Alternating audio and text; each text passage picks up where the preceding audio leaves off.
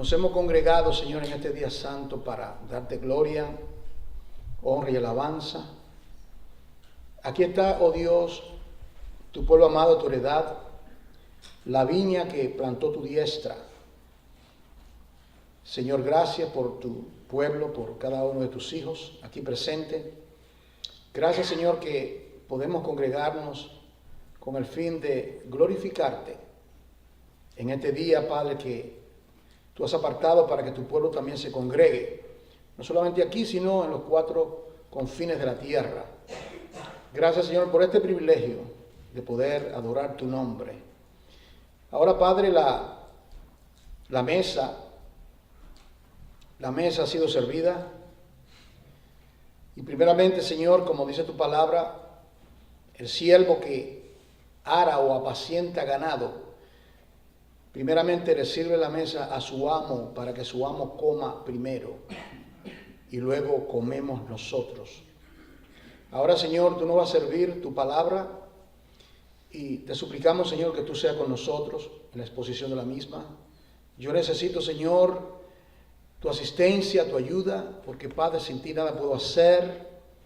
Hay una parte que yo soy llamado a hacer, y es estar, Padre, escudriñando tu palabra, buscando tu presencia, tus pensamientos. Pero te corresponde a ti, Padre, repartir el pan según el comer. Así como cada familia recogía 6 días a la semana, Señor, iba y el maná caía del cielo y cada uno tomaba un recipiente y cada uno, según el comer de la familia, cada uno recogía según el apetito en este día. Padre, que cada uno pueda recoger según el apetito que tiene por tu palabra. Padre, sé con nosotros, ayúdanos, reparte a cada uno, Señor. Exalta a Jesús en este día. Te pedimos también, Padre, que tú seas con nosotros al obedecer el mandato de partir el pan. Señor, que tú seas con nosotros con esa parte tan gloriosa ordenada por ti. En Cristo Jesús. Amén. Estamos ahora pues en primera de Tesalonicenses. Estamos estudiando, todos los domingos tomamos un libro diferente de la Biblia. Y yo le he dicho muchas veces que solamente estamos dando un panorama. Un predicador le predicó a la iglesia y él predicó 23 sermones de primera de Tesalonicenses. Podíamos hacer lo mismo, tomando versículo por versículo. Primera de Tesalonicenses tiene 89 versículos, si mal no recuerdo, 5 capítulos, y dígame usted, tomaríamos no sé cuántos años, pero lo que quiero hacer es darle un panorama de toda la Biblia. Entonces, cuando regresemos a otros tópicos, otras cosas que Dios quiere que le comunique, pues usted tiene por lo menos tiene un fundamento, tiene una base, y yo le recordaré y le diré, recuerda cuando estudiamos tal libro, y ustedes ya tienen una idea de lo que hay. Uno necesita enraizarse. Entonces quiero invitar entonces a ustedes a que me acompañen conmigo. Vamos a hacer un viaje con el apóstol Pablo a este lugar de Tesalónica. Es su segundo viaje misionero. El primero comenzó en Antioquía y dio ese viaje misionero. Ustedes pueden ver los viajes misioneros del apóstol Pablo que están en la Biblia. Entonces tenemos a Pablo ahora en su segundo viaje misionero. Con él le acompaña el médico amado Lucas, Timoteo y otros colaboradores juntamente con él. Okay. Ahora, para que usted pueda entender claramente, antes de llegar a Tesalonicenses, es necesario ir a Hechos capítulo 17, de donde se dice cómo comenzó la iglesia de Tesalónica. ¿De qué manera comenzó la iglesia de Tesalónica? Dicho sea de paso, de Tesalónica todavía existe. Todavía hay tal ciudad, tal pueblo, en el mismo lugar. Usted tiene otro nombre, Salónica creo que se llama hoy día. Y existe todavía, y todavía sigue siendo próspera y demás, una ciudad próspera, ¿verdad? Que estaba bajo la jurisdicción romana. Entonces aquí vamos a Hechos capítulo 17 para que usted pueda ver un poquito cómo comenzó la iglesia, sus orígenes, cómo comenzó la iglesia de Tesalónica. Hay que ir a la raíz de las cosas. Siempre digo, no se vaya por las ramas, vaya a la raíz, vaya a la raíz. Siempre digo eso. Okay. Dice aquí, estoy en Hechos capítulo 17, el origen de la iglesia de Tesalónica. Dice, pasando por Antípolis y Apolonia, llegaron a Tesalónica. Aquí está. Llegaron a Tesalónica.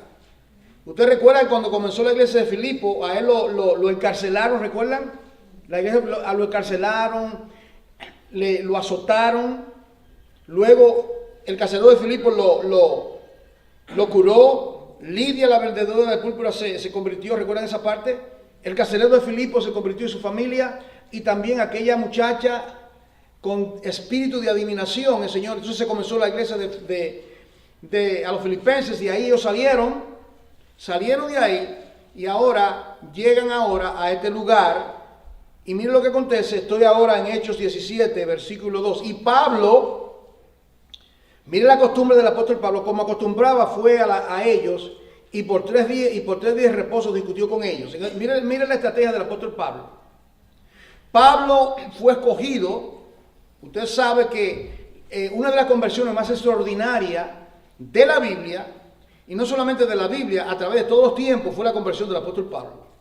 Indiscutiblemente, han habido muchas conversiones, pero la conversión del apóstol Pablo es una conversión extraordinaria. Un perseguidor de la iglesia, un enemigo de la iglesia, uno que tuvo que ver con la muerte de Esteban, el diácono, fue apedreado, un hombre sanguinario, que él creía que estaba haciendo lo correcto, pero en realidad, por eso fue que Cristo, cuando lo interceptó, él le dijo: Saulo, Saulo, ¿por qué me persigues? Porque quien arremete contra la iglesia, quien ataca a la iglesia, porque la iglesia es el cuerpo de Cristo, nosotros somos parte de la iglesia, y herir a un miembro del cuerpo de Cristo es herir al mismo Cristo. Esto se aplica a nosotros. Por eso tenemos que amarnos el uno para con el otro y ser tolerantes el uno para con el otro, porque si herimos a un hermano estamos hiriendo a Cristo. Tenemos que tener siempre pendiente que somos una congregación, una iglesia, y nos preocupamos el uno para con el otro. Cuando uno recibe honra, el otro recibe honra. Cuando uno se aflige, uno también se aflige, porque somos una iglesia. Y ahora está Pablo aquí en Tesalónica, y miren lo que él hacía. Él iba a una ciudad, y él iba a las ciudades importantes. Note usted cuán importante es el establecimiento de la iglesia de Tesalónica. Unía el este con el oeste, y era un puerto marítimo, y fue la segunda ciudad por el cual llegó el evangelio a Europa. Si usted se preguntaba, ¿de qué manera llegó el evangelio a Europa? A Europa moderna. ¿Cómo llegó? Aquí está la respuesta. Usted puede estudiar historia, como estudiamos en la universidad o en la escuela. Usted puede estudiar de cómo llegó tal cosa, el comercio. Pero si eres creyente, la pregunta mía es: ¿cómo llegó el poderoso evangelio de Jesucristo a Europa? En Hechos 17 te dice cómo. Dios escogió al apóstol Pablo con sus compañeros, con Lucas, el médico amado, y también con otros que estaban con él. Y ahí viajaron. Y lo que Pablo hacía era, él buscaba lugares estratégicos, y cuando llegaba lo primero que hacía era, ¿dónde está ubicada la sinagoga? ¿Por qué? ¿Por qué?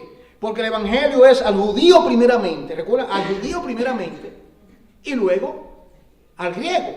Entonces Pablo había captado la visión, y él iba primeramente a predicarle dónde estaban los judíos. Porque él mismo era un judío, él mismo era judío, él mismo tenía el mismo velo en el entendimiento, él mismo no había captado que verdaderamente el Mesías que vino, que vivió, que murió y resucitó entre los muertos es el Mesías de Israel. De él habla todos los profetas, pero esa verdad no es revelada a no ser que el velo del entendimiento sea eliminado. De la misma manera que nadie conoce a Jesucristo a no ser que el Señor nos quite el velo del entendimiento. Todos nosotros éramos religiosos. Yo voy a misa, yo hago esto, lo otro. No, mentira. Solamente cuando el Señor remueve el velo del entendimiento es que nosotros podemos verdaderamente creer en el Señor. Y entonces aquí viene Pablo, se ubica en Tesalónica, y por 3 sábados, día de reposo, él iba y ahí estaban. ¿Qué hacían en la sinagoga? Bueno, en la sinagoga, ellos, cuando había una persona que visitaba, ellos le daban la palabra, y Pablo sabía eso. Pablo estaba ahí, Y dice, ¿quién es esta visita que está aquí? Y dice, bueno, aquí está un tal Pablo. Entonces venía la persona, leían la escritura que ya había sido seleccionada, tomaban el pergamino, leían la porción y luego preguntaban, ¿alguien que tiene una palabra? Y ahí viene Pablo y se paraba de pie y levantaba la mano. ¿Y qué usted cree que Pablo hacía? Miren lo que hacía él. Por 3 días, estoy en Hechos 17:2, discutió con ellos. ¿Cómo discutió Pablo? Declarando y exponiendo. ¿Por qué medio? Por medio de las escrituras. ¿Usted ve? Las mismas escrituras que ellos leían, él las conocía. Pero ahora la conocía, no la conocía teóricamente, intelectualmente. La conocía, como él dice, el evangelio lo he recibido por revelación. Nadie conoce a Jesucristo a no ser que el Señor Jesucristo se le revele a uno. Si usted conoce a Jesucristo es porque el Señor se le ha revelado. Se le ha revelado. La revelación más grande que un ser humano pueda tener es la revelación del Hijo de Dios. Entonces dice aquí, dice que él exponía por las escrituras. ¿Cuáles escrituras conocía Pablo? El Nuevo Testamento no existía todavía. Desde Génesis hasta Malaquía. El Pentateuco, la ley. Los salmos y los profetas eran las escrituras de que se leía en la sinagoga hasta el día de hoy.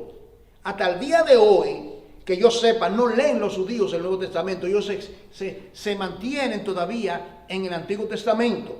Y ahí estaba Pablo. ¿Y qué hacía él? Dice aquí, mira el mensaje de Pablo. ¿Qué decía Pablo? Que es necesario que el Cristo padeciese y resucitase de los muertos. Y que Jesús, a quien yo os anuncio, decía Pablo, es el Cristo.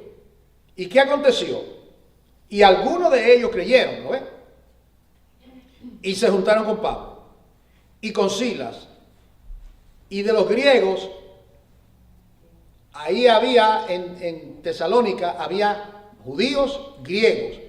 Como era un puerto marítimo, ¿me entiende, hermano? Un puerto marítimo. Había ese cruce de personas y personas miraban a Tesalónica y dicen, esto es un lugar para comerciar, y se quedaban griegos y de otras razas. Entonces ahí habían griegos, dice, piadosos, gran número. Es decir, si dice piadoso, eran prosélitos que habían abrazado la fe judaica, se habían convertido al judaísmo. Eso es lo que significa piadoso. Y dice, y mujeres nobles, ¿te entiende? De la alta sociedad, no pocas. Ahora, ¿qué acontece? Que esto comenzó a producir celo en los judíos. Pero mira cómo está la gente ahí. Mira, ahí está Pablo predicando. Y la sinagoga no cabe una persona. Y ellos comenzaron. ¿Y por qué cuando viene el rabí tal no hay tanta gente? Y aquí viene la persecución. Ustedes saben que cuando Pablo salía de una ciudad, a veces venía, lo que le persiguieron en Filipo, ellos están persiguiendo aquí, era persecución constantemente. Entonces dice aquí, dice versículo 5, Hechos 17:5, los judíos que no creían, teniendo celos, tomaron consigo algunos ociosos, hombres malos, y juntando una turba, mira lo que hicieron, hermano, alborotaron la ciudad y asaltando la casa de Jasón, procuraban sacarlos al pueblo. Pero no hallándolos, trajeron a Jasón y a algunos hermanos ante las autoridades de la ciudad, gritando, mire la acusación falsa, estos que trastornan el mundo, que estaban en Filipo, que estaban en otro lugar, que estaban en Jerusalén, esta gente también han venido acá. Esto es una plaga lo que está aconteciendo. Los cuales Jasón ha recibido, y todos estos contravienen los decretos de César. Este hombre está en contra de César. ¿Qué es lo que está diciendo este palabrero, este Pablo, esta gente? Está diciendo que hay otro rey, que César no es el rey. Y ustedes saben, en ese tiempo César era honrado. César era adorado. César tuvo 12 César, los 12 Césares de Roma. Hay un libro que yo leí que se llama así, Los 12 Césares de Roma, escrito por un historiador Suetonio. Muy importante, yo quería saber eso, yo leí ese libro. Y ahí dice, terrible lo que esos Césares, hacían estatuas, había que adorarle a esos Césares de Roma. Les tenían que rendir pleitesía. Ahora dicen ellos, mire, este Pablo, y están diciendo que hay otro rey que es Jesús. No podemos permitirlo. Y dice, y alborotaron al pueblo y a las autoridades de la ciudad, oyendo estas cosas, pero obtenida fianza de Sajón y de los demás, los soltaron. ¿Qué acontece? Versículo 10. Inmediatamente los hermanos enviaron de noche a Pablo y a Silas hasta Berea, de noche, con mucha cautela, porque querían lincharlo, querían matarlo, hermano. Era para matar a Pablo. De noche lo envían y ellos, habiendo llegado, entraron, miren lo que hicieron. Llegaron, ¿qué hicieron? Entraron a la sinagoga. Entraron a la sinagoga, ese era el lugar. Usted ve, el apóstol Pablo, un hombre muy sabio, había de llegar a la sinagoga, ¿entiende? Y por ejemplo, si usted, yo le quiero dar un ejemplo práctico. Si usted lo invitan a compartir, digamos, en un lugar donde no hay evangelio, donde hay una mixtura o donde hay falsa doctrina, y usted lo invitan ahí y está la persona encargada, ¿a quién usted trata de comunicar el mensaje? A la persona encargada. Porque sería clave, porque si esa persona se convierte, los otros pueden también seguir. ¿Usted entiende la estrategia?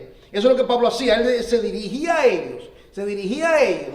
Y muchos de ellos, algunos sacerdotes se convirtieron a la fe, dice el libro de los Hechos. Es decir, entonces, que aquí, dice aquí, miren lo que dice.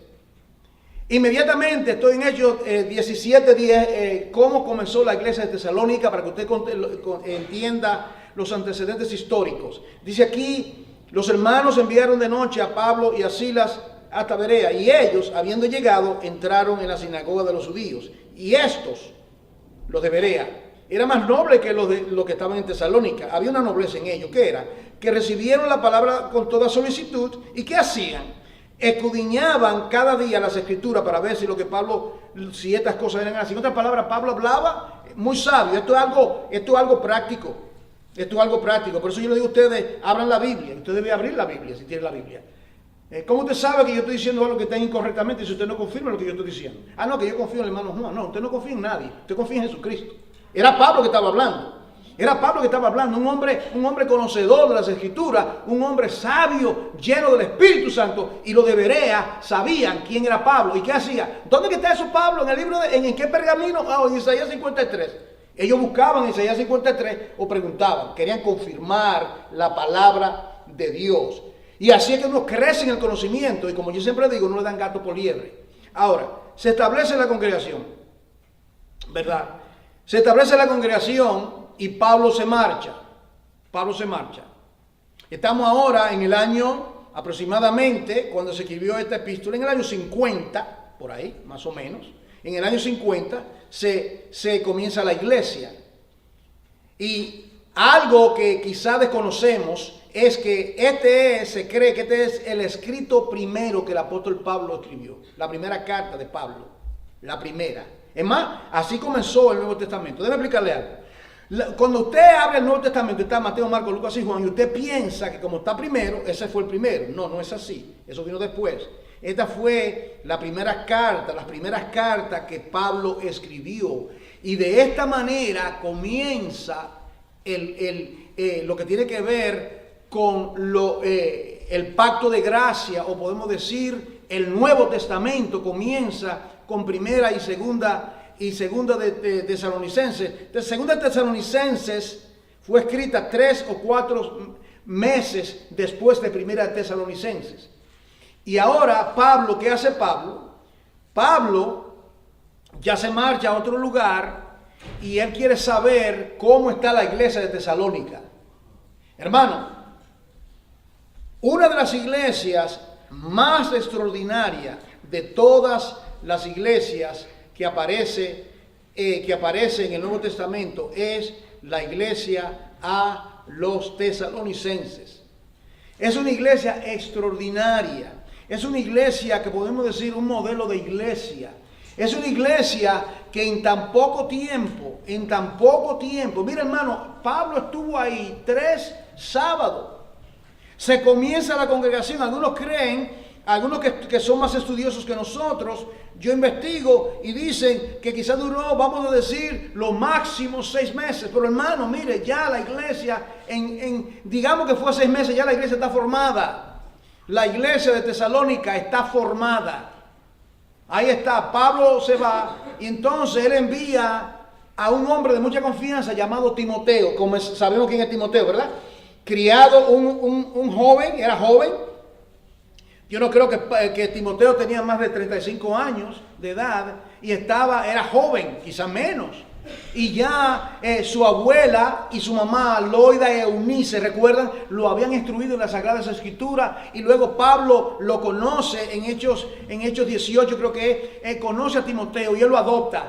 Y él lo llama mi hijo en la fe. Y él lo instruye, lo adopta como si fuese su hijo. Él le llama mi hijo en la fe Timoteo. Es hermoso, piensen en esto hermano, nosotros como iglesia, usted adoptar a alguien en la iglesia. Usted lo quiere decir, si usted tiene conocimiento en la palabra, usted acercarse a uno que es nuevo y ayudarle en el conocimiento de la palabra, explicarle la palabra, enseñarle la palabra, dialogar en toda la palabra, llamarse y compartir la palabra, enseñarle, discipular. Esa ha sido mi práctica. Yo siempre tengo personas, usted ve, ahí estábamos nosotros acá ya, una hora, aquí, con un grupo muy diminuto estudiando la palabra. Para que crezcan, para que puedan crecer en la palabra, para que puedan crecer y ser útil al Señor en su iglesia. Y ahora la iglesia se forma. Timoteo, él estaba preocupado por la iglesia, ¿verdad? Él estaba preocupado. Entonces viene Timoteo, le da noticia al apóstol Pablo que las cosas estaban marchando bien. Entonces aquí vea conmigo ahora 1 Tesalonicenses en el capítulo 1 y vamos a ver lo que acontece. Posiblemente no vamos a terminar la carta completa, no hay problema, tocamos lo que podamos hacer. Pero vamos a comenzar aquí en 1 Tesalonicenses en el capítulo 1. Ya sabemos que la fundación de la iglesia fue aquí en Hechos capítulo 17. La mayoría de las personas eran gentil, hubo gran oposición. Pablo se marcha, envía a Timoteo, Timoteo le envía la respuesta y ahora Pablo comienza a dar gracias a Dios por el triunfo del evangelio. Mira cómo comienza. Estoy ahora en 1 Tesalonicenses capítulo 1. Pablo, Silvano, Timoteo, a la iglesia de los tesalonicenses. ¿Dónde están? ¿Dónde que está la iglesia? Bueno, está en Tesalónica, ok, eso es geografía. Pero lo importante es dónde que están. Están en Dios Padre y en el Señor Jesucristo. Oh, qué lugar más tremendo. El lugar más glorioso es estar en Cristo, estar en Él. ¿Cómo estábamos anteriormente, antes de estar en Cristo? Romanos 5:4, en tinieblas. ¿Cómo está el hombre antes de estar en Cristo? En pecado. ¿Cómo está el hombre antes de estar en Cristo? Ciego, sin vida, muertos en delitos y pecado, hijo de ira. Esa es la condición de todo ser humano. Pero ahora, por la predicación del evangelio, ahora ellos y nosotros estamos en Dios Padre y en el Señor Jesucristo. Y le da lo que siempre le da. Le dice gracia y paz. Haris Shalom. Haris, gracia y paz. ¿Y por qué de esa manera lo dice siempre? Gracia y paz. La gracia es lo que Dios hace por el pecador. Porque por gracia soy salvo, por la fe, no por obra para que nadie se gloríe. Es don de Dios. ¿Cuál es el resultado de recibir esa gracia? Paz. ¿Quién tiene paz con Dios aquí? Amén. Tenemos no solamente paz con Dios, la paz de Dios, que dice Pablo, que sobrepasa todo entendimiento. Bendito sea su nombre. Entonces tenemos paz y gracia, sean dadas a vosotros. Lo primero que Pablo hace es que saluda, como hacemos nosotros cuando enviamos una carta.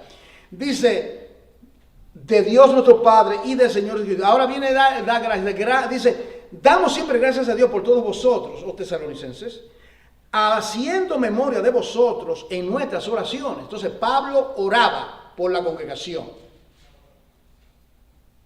Pregunta, ¿ora usted todos los días por la congregación? Definitivamente debemos orar por la congregación, orar por los hermanos, muchas veces por nombre, orar. Dice aquí, acordándome sin cesar delante de Dios Padre nuestro. Aquí viene, hermano, tres cosas que Pablo se acordaba, muy importante. Mire aquí, dice, la obra de vuestra fe. La obra de vuestra fe. ¿Cómo fue que ustedes llegaron a esa fe? ¿Cómo es que se llega a la obra de vuestra fe?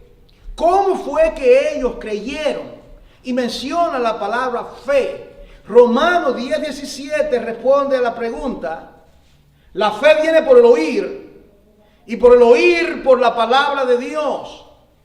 Ellos oyeron. ¿De quién oyeron? De Pablo. Pablo predicó en la sinagoga.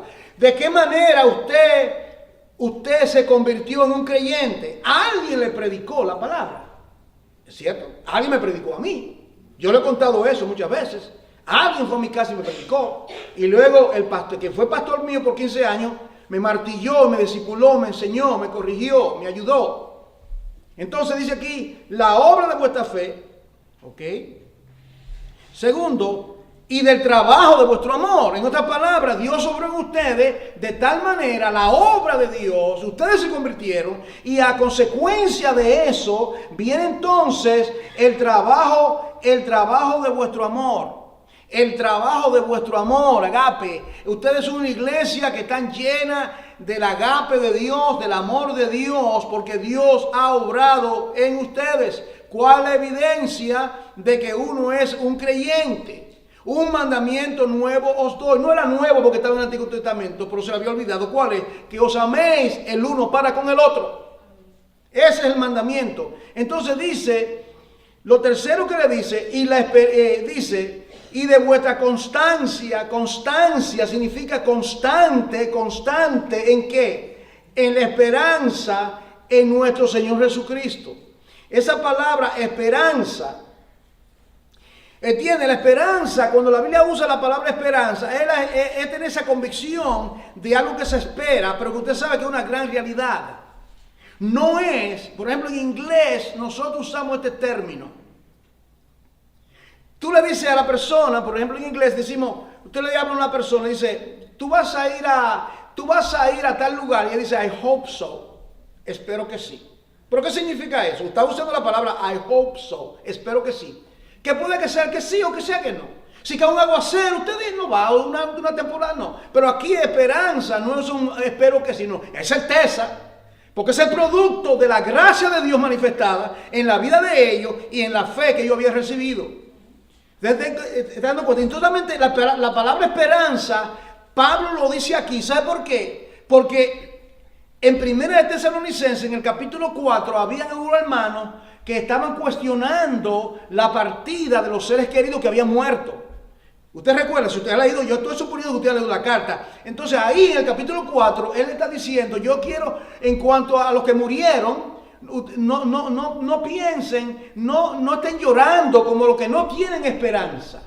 Porque si creemos que Jesucristo murió y resucitó, Jesucristo también traerá o resucitará a aquellos que durmieron con él.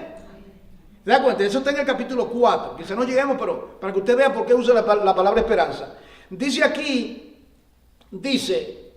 porque conocemos, versículo 4, hermanos amados de Dios. Mira cómo le dice, hermanos amados de Dios, vuestra elección. Note usted, el origen entonces de la iglesia. ¿Cuál es el origen de la iglesia? Es que Dios lo había escogido o elegido para salvación. Usted está en Cristo porque Cristo lo ha escogido a usted para salvación. Usted no escogió a Cristo, Cristo lo escogió a usted. ¿Sí o sí? ¿Sí o sí? Usted está en Cristo porque Cristo, en su misericordia, sin usted tener ningún mérito, sin usted estar buscando a Dios. ¿Quién buscó a Dios primero? Nadie levanta la mano, ¿verdad que no? Cuando yo a veces oigo estos testimonios que a mí me dan pánico. Personas que dicen que tienen un testimonio, que vieron en visión un cielo y que esto y que lo otro. Y digo, ¿qué es esto? Yo veo estas cosas, ¿verdad? ¿De dónde es? ¿Qué fue lo que comiste la noche anterior? ¿Una pesadilla? Porque es Dios de principio a fin que escoge, que elige, que llama, que regenera, que cambia, que lleva al hombre al arrepentimiento. La salvación es de Jehová, Jonás 2:9. La salvación es de Dios completamente. Dios usó medios. Dios usó la abuelita mía cuando yo estaba pequeñito.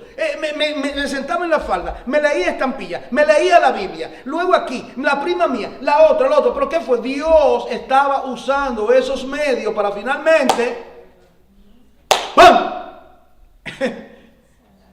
Darme el knockout, ¿verdad? Junio 21 del año 1970 a las 8:45 de la noche en el 1200 Bryant Avenue.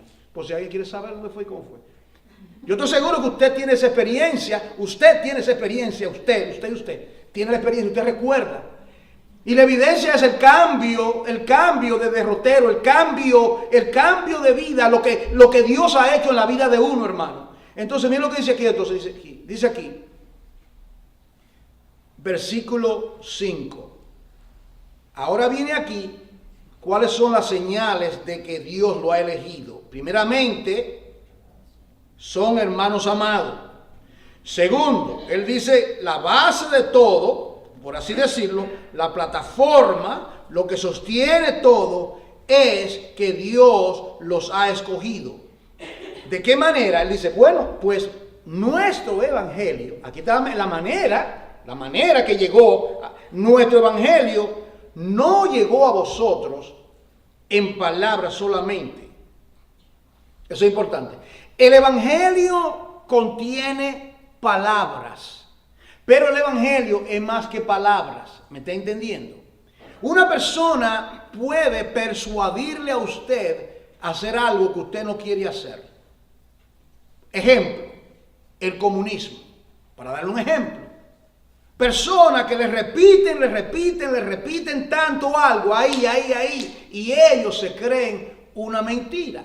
Entonces, dice aquí, el evangelio no es como una de esas filosofías, como algo herético. El evangelio, dice, no llegó a vosotros solamente con palabras, sino también en poder, en el Espíritu Santo y en plena certidumbre, como también sabéis cuáles fuimos entre vosotros por amor de vosotros. En otras palabras, si preguntamos nosotros cuál es la evidencia de que la iglesia de Tesalónica, que esos hermanos de Tesalónica se convirtieron a Dios en realidad, ellos fueron verdaderamente creyentes, aquí está la evidencia,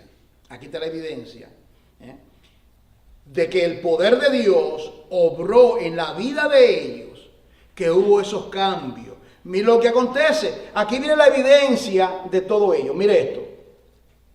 Le dice,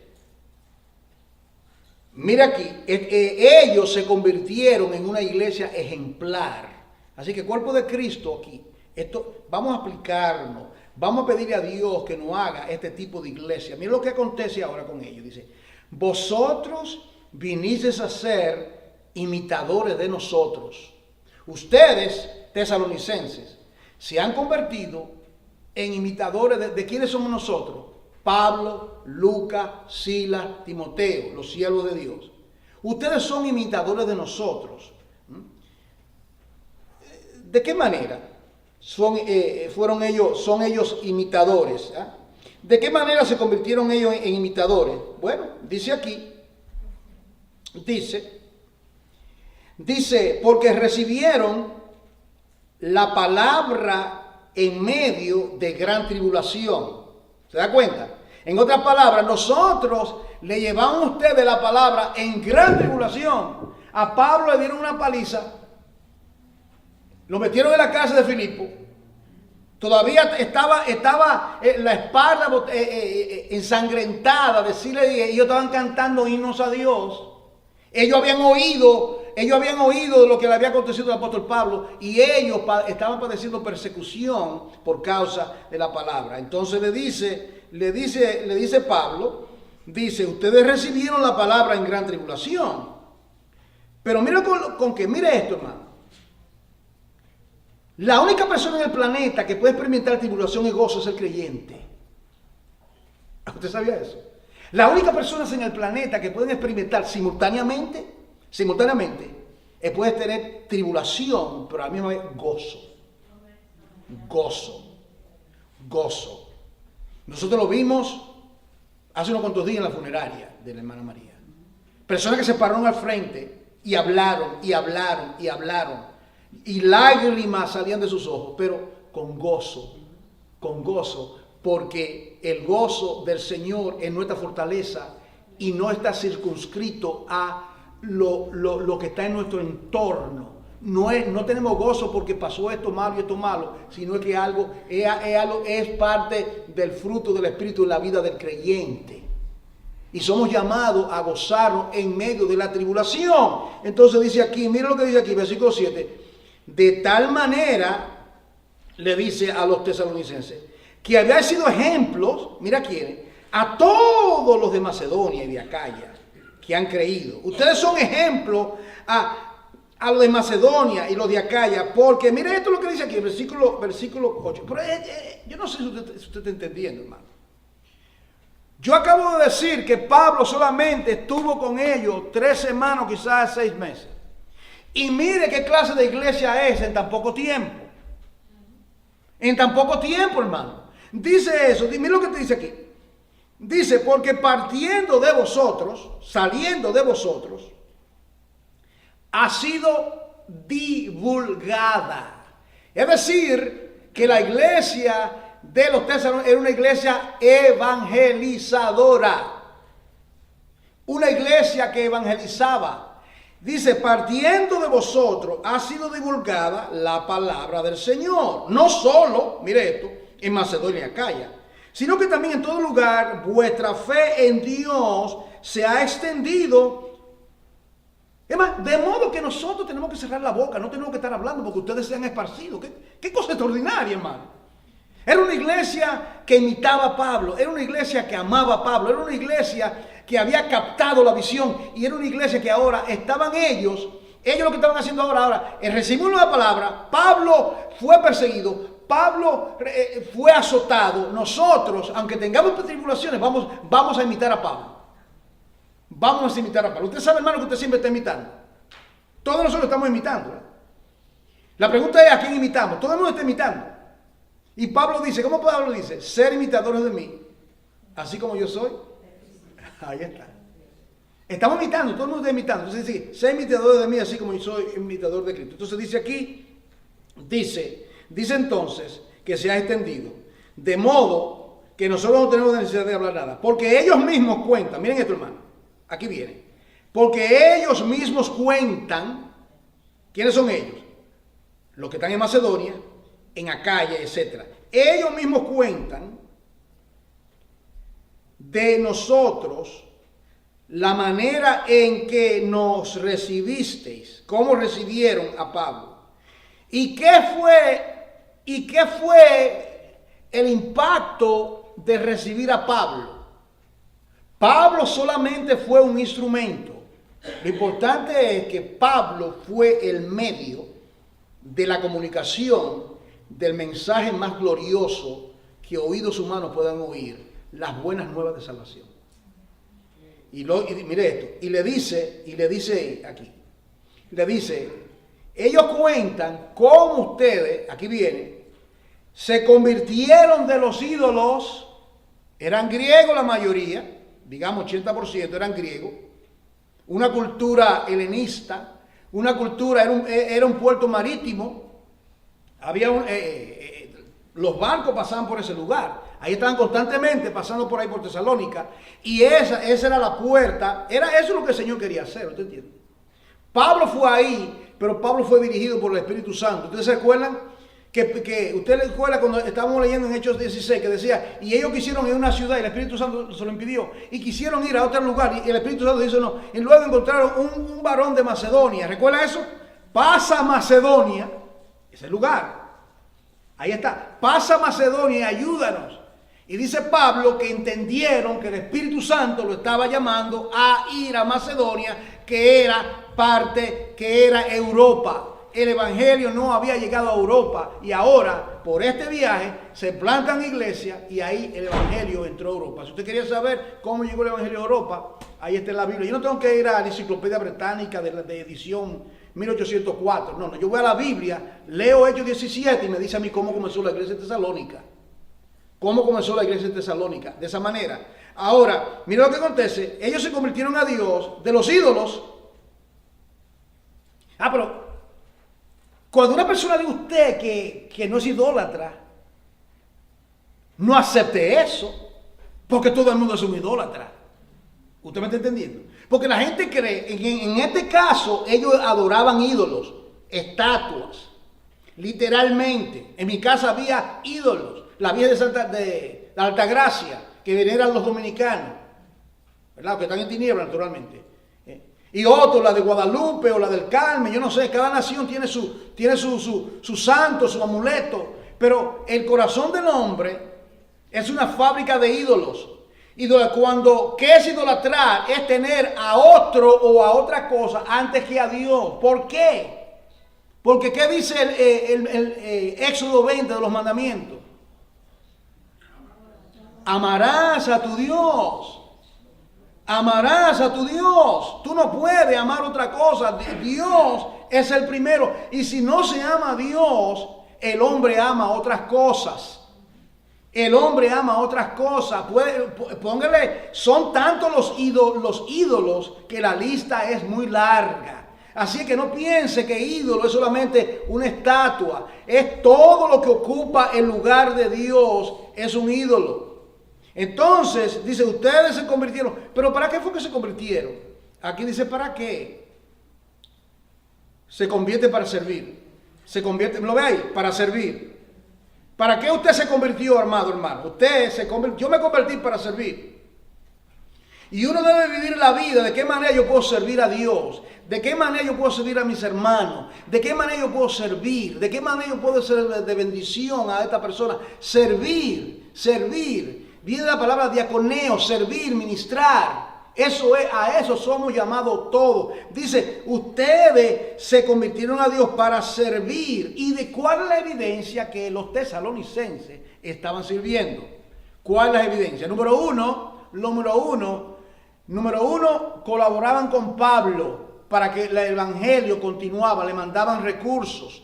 Le mandaron un mensaje para que se animase. Ellos fueron testimonio, predicaban el evangelio. Esta es la evidencia de que ellos servían. Dice, servir al Dios vivo y verdadero. Se convirtieron al Dios vivo y verdadero. ¿Por qué? Porque servían a Dios muertos y falsos. Si Dios no es tu Dios y tú tienes otra cosa, yo quiero decirte con toda claridad que ese Dios con D minúscula es un Dios muerto y falso. Porque solamente hay un solo Dios. Recuerdan la oración de todo judío, la Shema, Deuteronomio 6. Oye Israel, Jehová tu Dios, Elohim, Jehová tu Dios, uno es. ¿Y qué dice? Amarás al Señor tu Dios con todo tu corazón, con toda tu mente, con toda tu fuerza. Yo agonizo con esto, con ese texto. Señor, no se queda corto. ¿Cómo es? Con todo tu ser, amar a Dios.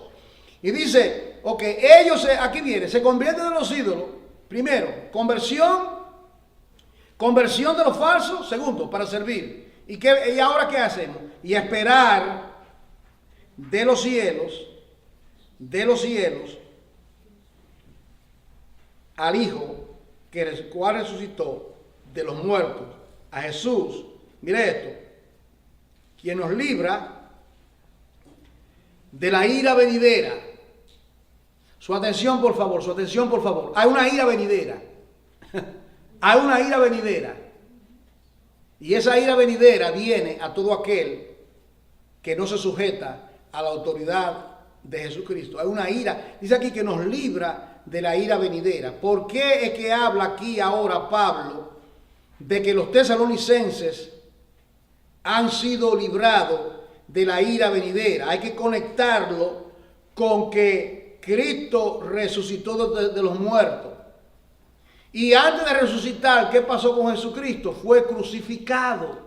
¿Y por qué fue crucificado? Como penalidad por nuestros pecados. Porque la ira de Dios cierne, está sobre la cabeza de toda persona en el planeta. Y de la única manera de salir de la ira de Dios es que esa persona reconozca que es pecador, reconozca que ha pecado contra Dios, reconozca que es un blasfemo, reconozca que no ama a Dios. La gente dice, oh, yo amo a Dios. Usted, cuando evangelizamos en la calle, yo amo a Dios. Yo amo a Dios. Usted le come esa. Usted tiene que retar eso. Yo le digo, no, nadie ama a Dios. Todos estamos destituidos de la gloria de Dios, por cuando todos pecaron están destituidos de la gloria de Dios. Somos por naturaleza hijos de ira, porque la paga del pecado, yo voy a Romanos, porque la paga del pecado es muerte, mas la dádiva de Dios es vida en Cristo Jesús. Todos estamos condenados en desesperación. La única manera es que alguien tome el lugar mío en el Gólgota. Cristo lo tomó el lugar, el gran intercambio. Consumado es, terminado está. Cristo tomó mi pecado y ahora yo tengo su justicia y me libró de la ira. Por eso que dice librado de la ira. Dios nos libra de la ira. Hay una ira que viene. Hay una ira que viene. Yo no tengo temor. Yo no estoy pensando en un ataque bélico entre Rusia y los Estados Unidos, que bomba atómica. Yo conozco, yo solamente tengo que ir a Google. Yo sé cuántas bombas tiene Rusia. Eso a mí no me preocupa. Yo duermo tranquilo toda la noche. Lo que yo estoy seguro es que, lo que yo tengo que estar seguro es que Dios me haya librado a mí de la ira venidera. Y Dios me ha librado de la ira venidera porque el Señor es mi Salvador y es tu Salvador. Y si no lo es hoy, puede serlo. Puede ser tu Salvador. Puede ser tu Salvador. Dice aquí, ahora voy al capítulo 2. Dice aquí, ahora mire aquí en el capítulo 2 lo que dice Pablo. Dice aquí, porque vosotros mismos sabéis, hermanos, que vuestra visita a vosotros no resultó vana. Pues habiendo antes padecido y sido ultrajados en Filipo, ¿recuerdan la persecución en Filipo? Lo persiguieron, lo azotaron. Dice, como sabéis, tuvimos de nuevo en nuestro Dios para anunciaros el Evangelio de Dios en medio de gran oposición. Entienda, hermano, siempre que se predique el Evangelio habrá oposición. Si mire, hermano, usted se convierte y en su familia nadie es creyente, usted va a tener una guerra tremenda en esa casa. Yo le he contado y le he testificado a ustedes. Esto no es algo teórico, yo lo estoy hablando a ustedes. Yo experimenté esto con el enemigo número 1 fue mi mamá. Fue terrible esa situación. Es más, yo tuve que mudarme de la casa. Tuve que irme de la casa porque ella, no, tú no vas a servir a Dios. ¿Qué usted te está creyendo? ¿Ah? Era necesario obedecer a Dios antes que a los hombres. Que yo no voy a servir a mi Dios. ¿Qué es lo que usted está creyendo? ¿Ah? Tú eres mi mamá, te respeto, pero no te metas con mi Dios ahora. ¿Está entendiendo, hermano? Entonces, dice aquí, dice que había persecución. ¿Por qué? Para anunciar el Evangelio.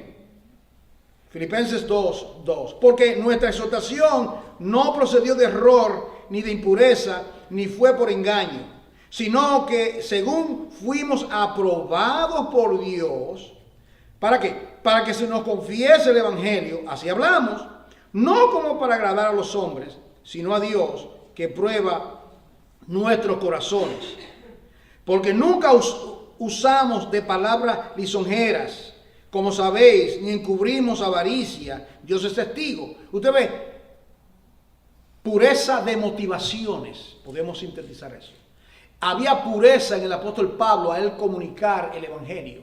Y no era el Evangelio sin mixtura.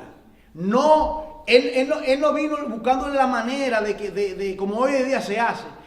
Hoy en día muchos predicadores quieren acomodar el Evangelio. Ellos no quieren hablar de la ira de Dios. Ellos no quieren hablar del infierno eterno. Ellos no quieren hablar de un Dios que está irado con el pecador todos los días. Dios te ama, todo está bien, solamente levanta la mano, todo está bien. ¿Qué clase de evangelio es ese? Es un evangelio que ha llevado y llevará a millones al infierno, solamente por el arrepentimiento. La primera palabra del evangelio no es Dios te ama, es arrepentíos y convertíos porque el reino de los cielos se ha acercado. Es el evangelio que cambia, es el evangelio que nos saca a nosotros porque creemos que estamos bien y no estamos bien.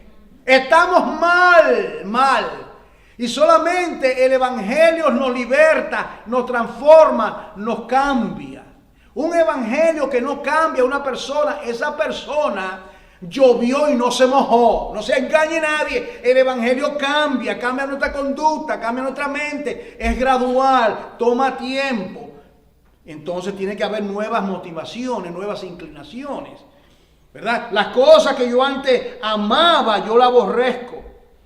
Yo estaba leyendo con mi esposa la biografía de San Agustín. No sé si han oído a Agustín. Y él tenía una mamá llamada Mónica y oraba por él. Y él estaba en fornicación. Era un muchacho dado a estar en la calle con mujeres. Y el día que el Señor lo salvó. Estaba desesperado buscando y no sabía. Y Dios salva a este muchacho. Creo que tenía 17 años. Y luego apareció la concubina como que dice, aquí estoy de nuevo. Y él le dijo, ese no es el Agustín que tú conocías, que tú conociste. En otras palabras, hermano, fue una cosa de la noche a la mañana. El cambio que hubo en ese muchacho. Es más, este se quedó, jamás se volvió a casar. Se quedó solo y dedicó y escribió muchísimos tratados, la ciudad de Dios. Si usted ve un día la confesión de San Agustín, échale mano y compre y léalo. Son oraciones, las oraciones que él hacía de cómo él buscaba a Dios y encontrar a Dios, lo que hace es orar. Un cambio. Podíamos hablarte de otras conversiones, la del apóstol Pablo, la de Pedro, los discípulos, su conversión, mi conversión. Tiene que haber un cambio. Dice aquí entonces, versículo 7, antes fuimos tiernos. Mira cómo Pablo cuida, dice, fuimos tiernos entre vosotros. ¿De qué manera? Bueno, como una mamá cuida con ternura a sus propios hijos. Una madre cuida con ternura a sus propios hijos.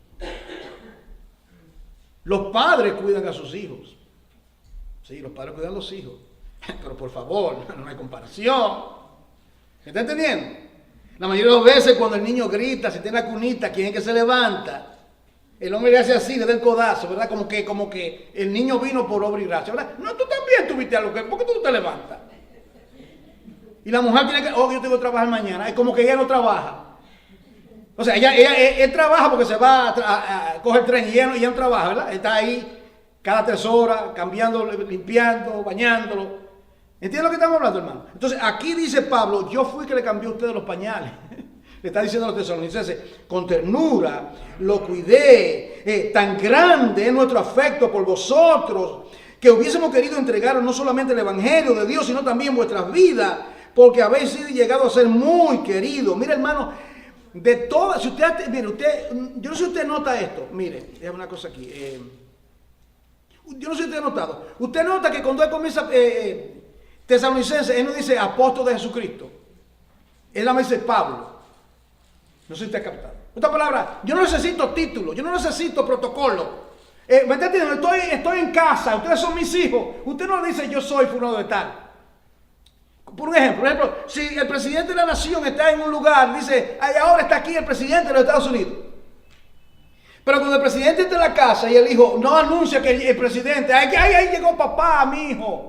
Porque está en lo de él, en su familia. ¿Me está entendiendo, hermano? De esa manera, por eso que aquí, en esta y en segunda, él dice Pablo. Él no dice apóstol, ni tampoco dice siervo, sino dice Pablo. Como que dice, estamos en la misma página, por así decirlo. Y él le dice entonces aquí, dice el versículo 9, porque os acordéis, hermanos, de vuestro trabajo y fatiga, como trabajando de noche y de día, para no ser gravosos, a ninguno de vosotros os predicamos el evangelio de Dios.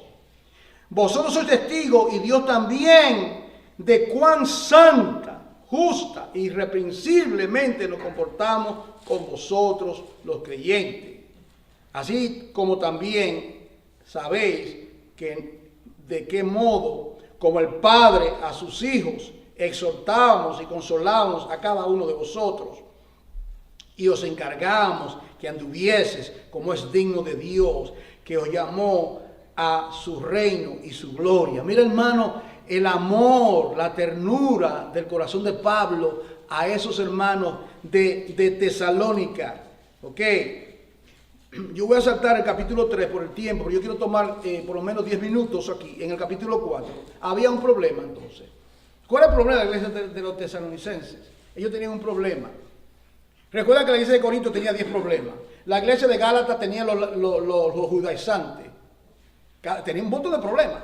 Esta iglesia solamente no tenía problemas, sino que ignoraban ciertas cosas. ¿Me entendido? Ignoraban algo. Y algo que se ignora hay que corregirlo. ¿Cuál era el problema? Bueno, muchos de sus hermanos habían muerto y ellos no sabían qué había pasado. Y ellos estaban preocupados porque ellos decían que el Señor va a venir pronto. ¿Y qué pasó con mi abuelita? Murió, mi papá murió fulano de tal. ¿Qué pasó? Entonces aquí viene, estoy ahora 4:13. Tampoco queremos, hermanos, que ignoréis. ¿Lo ve? Ignorar no es una virtud. Que yo soy humilde. Por favor, usted oye eso, yo soy humilde. No significa que tú seas ignorante. Dios no quiere un pueblo ignorante. Usted puede ser humilde y sabio. Y puede ser inteligente y necio. Dice aquí, yo no quiero que usted sea ignorante. Busque la palabra ignorar en una concordancia, a ver cuántas veces aparece. Yo no quiero, no, el pueblo de Dios es el pueblo más sabio, porque nosotros tenemos la sabiduría de lo alto. Dios ha hecho Cristo sabiduría y poder de Dios. Mira, hermano, con esta Biblia en tu mano, tú leyendo esta Biblia, tú te conviertes en una de las personas más sabias del mundo. Más sabias del mundo, porque tú tienes un conocimiento que te lleva a la vida eterna. ¿Qué es la vida eterna? Me encanta, ¿verdad? Juan 17. Esto empero es la vida eterna. Que te conozcan y a Jesucristo que es enviado. La vida eterna es conocer a Dios. Y ahora nosotros estamos comenzando a conocerlo. Mire esto, hermano. Mire qué gloria, qué gozo de conocer, como dice Job, un leve susurro, el borde de sus caminos. Dígame usted, cuando el Señor nos zambulla en el océano eterno por una eternidad para conocer a su Hijo, para conocer al Espíritu Santo y conocer al Padre. Olvídate de Pedro, de lo otro, que mi familia, eso después. Conocer al Señor y que ese conocimiento vaya en aumento y que el gozo del Señor vaya en aumento por toda la eternidad. Bueno, este corazón ahora revienta con un poquito, pero en ese tiempo con un cuerpo glorificado lo vamos a resistir eso y mucho más. Y ahora se mueren las personas, le pregunta, ¿qué está pasando? Yo no quiero que ustedes ignoren, hermanos tesalonicenses, y tampoco quiero que ustedes se sientan tristes como aquellos que no tienen esperanza. Porque si nosotros creemos que Jesús murió y resucitó, como ustedes, ¿verdad? Entonces, ¿qué aconteció? Así también traerá Dios con Jesús a los que durmieron en Él. En otras palabras, usted recibió el Evangelio creyendo que Jesucristo murió y resucitó. ¿Lo creyeron? Sí. Ok. Ahora, cuando Cristo murió y lo pusieron en esa tumba, le dice, ¿ustedes lo que pasó? Que toda persona que está en Él, que es su hijo, que es su hija, sea un niño, una niña, un anciano, quien sea, juntamente va a resucitar. Y por eso que le dice entonces, por lo cual, hermano, esto lo declaro, mira esto, en palabra del Señor. Esto no es la opinión mía, dice Pablo, esto es palabra del Señor. ¿Qué le dice? Le dice entonces, dice que nosotros que vivimos, que habremos quedado hasta la venida del Señor, en otras palabras, nosotros que estamos vivos hasta el día que Cristo rompa los cielos y aparezca con poder y gran gloria, con todo el cielo se va a quedar vacío, porque ahí viene con multitudes y multitudes de ángeles. Dice, no precederemos a los que durmieron. En otras palabras, no nos vamos a ir antes que los que han muerto. El ejemplo más claro, Nuestra querida hermana María murió unos cuantos días, ¿verdad? Ella está en el sepulcro. Suena la trompeta final. Nosotros, como estamos vivos, no nos vamos a ir primero. Ella murió y ella era una creyente en el Señor. ¿Está entendiendo? Y ha sirvió al Señor, qué sé yo, décadas y décadas. De los 80 creo que está sirviendo al Señor. Ella, aunque dure ahí en la tumba 1000 años, y usted se va y suena la trompeta, su cuerpo es transformado, sale volando como un cohete a la presencia de Dios, sea como sea, la parosía, el término que será. No, yo no quiero términos teológicos. Yo sé que aquí dice que nos vamos con el Señor, sea como sea. Sea como sea, que una primera vez, una segunda, por favor, no me complique la vida. Yo sé que si soy creyente, he muerto en Cristo. Dice aquí, porque el Señor mismo con voz de mando, con voz de arcángel y con trompeta de Dios, primero, descenderá del cielo. No una nube. ¿Quién es que va a ascender del cielo? Hechos 1, varones Galileos. ¿Por qué estás mirando al cielo? Este mismo Jesús, ahí está, el mismo Jesús que caminó 33 años en la tierra, pero que ahora, el mismo, pero glorificado. Dice que el mismo que viene. Ahí lo dice, el mismo Jesús, pero con gran poder y gloria. Creo que tendrá quizás, no sé si tendrá un manto de rey, tendrá corona, no. Todo eso se lo dejo yo al Señor. Yo sé que ese rey de reyes y señor de señores, pero vendrá con gran poder y gloria. Y la gloria de un rey es su corona, su trono, su vestuario. Es decir, que él va a venir no como para ser vasallado y humillado. Él va a venir como el rey del universo. Y no solamente como el rey del universo, el rey de tu vida y de la mía. Él es mi rey, Él es mi Señor. Él es mi Señor. Y que sea tu Señor hoy siempre. Porque luego va a ser tu juez. Ese día va a ser, ahí va a gritar el valiente, dice la Biblia. Ahí yo no quiero estar de la rinconada. No. Yo quiero estar. Y Él nos va a juzgar a todos. Pero no para condenación. Porque ya lo leímos que no es para ira. Voy a concluir con esto, hermano. Pero quiero terminar esta partecita, solamente el capítulo, esta parte acá. Dice aquí: trompeta de Dios descenderá del cielo. Paso número 1. Los muertos en Cristo resucitarán primero. Primeramente, María resucitará primero. Y todos los creyentes, a través de todos los siglos, el mar entregará sus muertes. Toda persona, esa persona murió, se desapareció el cadáver, como una prima mía que murió en Santo Domingo, no encontró el cadáver, pero era creyente. Dios sabe dónde está. A mí no me preocupa que la Florencia, que los detectives no quisieran. Eso es irrelevante. Dios sabe, Dios va a tomar ese grano de trigo, ese granito de trigo que cayó en cualquier lugar, en el mar, en un incendio. Dios tomará de esa partícula diminuta. El Dios que creó el átomo no se ve. El átomo no se ve y existe. Dios va a tomar y va a formar un cuerpo glorioso a semejanza de Jesucristo. Resucitará primero. ¿Y qué? Paso número 2. Luego nosotros, lo que vivimos, lo que hayamos quedado, seremos arrebatados juntamente con ellos en las nubes para recibir al Señor en el aire. Y así estaremos con el Señor siempre. Bendito sea Dios. Yo quisiera seguir predicando, pero yo no puedo. Porque esto está bueno, ¿verdad? Entonces, hermano, mire esto, hermano. Entonces, diga usted, todos estos cuerpos, ahora mismo, tú ves la trompeta, todos los creyentes que están aquí, el cuerpo es transformado de un abrir de ojos. Salimos de este lugar, pero simultáneamente, los muertos ya han resucitado. En todo el planeta han resucitado, en todos los cementerios, en todas partes del mundo. Entonces, simultáneamente vuelan hacia arriba y al unísono se junta el cuerpo, que es un cuerpo.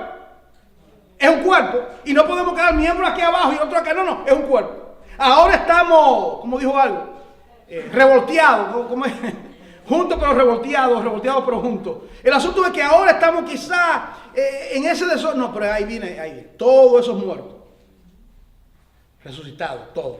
Millares. Y todos los creyentes, millares y millones. Se junta el cuerpo completo, hermano. Es una cosa impresionante. Cuando uno experimente eso, hermano, el gozo que uno va. Yo no sé si usted se ha soñado con la venida. Yo he soñado una vez, hermano, y es un gozo que yo no puedo describirlo. Es algo extraordinario, hermano. Eso es la esperanza suya. Ahora tenemos que padecer problemas y demás. Que Dios sea glorificado. Padre, estamos tan agradecidos por estas gloriosas promesas. Padre, hasta aquí tú me has dado compartir, Padre, y hasta aquí tengo que ya cesar. Señor amado, Dios mío, haz que estas verdades sean escritas con cincel de hierro y punta de diamante, como dice el profeta.